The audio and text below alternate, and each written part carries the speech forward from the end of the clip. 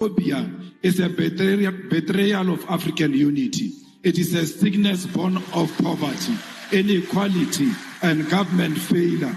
But its victims are our African brothers and sisters. Nigerians, Zimbabweans, Congolese, and Somalis are not the cause of the South Africa's unemployment crisis. The cause lies in the untransformed economy of South Africa, which remains in the hands of white minority and multinational corporations who continue to exploit labor while refusing to industrialize. Attacking fellow Africans diverts anger from the real enemy, and we must educate our people that unity, not division, is the solution to the African crisis.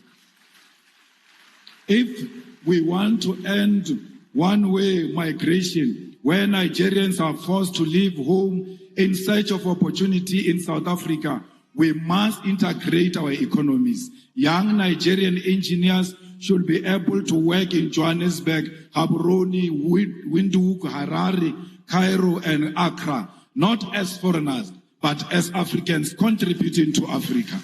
South African entrepreneurs should be able to set up in Lagos without suspicion, but with support as partner in the shared future. We must harmonize trade policies, align visa regimes, and build continental infrastructure that connects our people. We actually do not need a visa. We don't need a visa between South Africa and Nigeria. In the same way, we don't need a visa for our people to travel in their own continent. We are one. Both South Africa and Nigeria know the pain of colonialism. Both have faced internal divisions. Both have enjoyed the pressures of global imperialism that seeks to divide and exploit and control us. Both know that the only path forward is Pan-African solidarity. We must reject the illusion that our salvation will come from Washington, London, Brussels, or Beijing. Our salvation lies here in Lagos and Johannesburg, in Abuja and Pretoria, in the hands of Africans who refuse to be divided.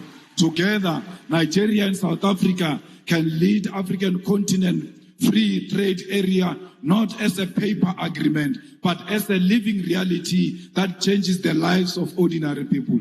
Together, we can demand fair trade, protect our industries, and invest in education, technology, innovation. Together, we can prove that Africa is not a begging bowl, but a continent of giants. We must prove to the whole world that we are not xenophobic, we love one another.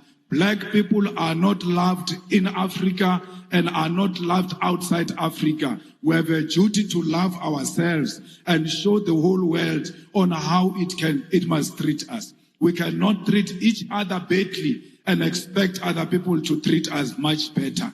How you treat your own brother and your own sister, it's how you teach others outside how they must treat you. The unity of our continent is paramount, and we must never associate with any xenophobic agenda that perpetuates the divisions in South Africa. Solidarity is what we need for each other. My comrades, as I close, I want to state that as Africans, our fight has never been confined to the borders. Businesses, investors, and cultural industries have equally expanded to South Africa. Nigerian music, filmmakers, writers influence South African culture, just as South African universities and industries provide platforms for Nigerian talent. But this cooperation has been uneven and at times marked by suspicion and the painful experience of xenophobia. From the very beginning, the struggle of South Africa against apartheid, we knew that suffering of one oppressed people anywhere in the world is the suffering of all oppressed people everywhere. It was in that spirit that South Africa, during its liberation struggle, was embraced by Nigeria and other African nations, who declared that apartheid was not simply a South African problem, but an African and global crime.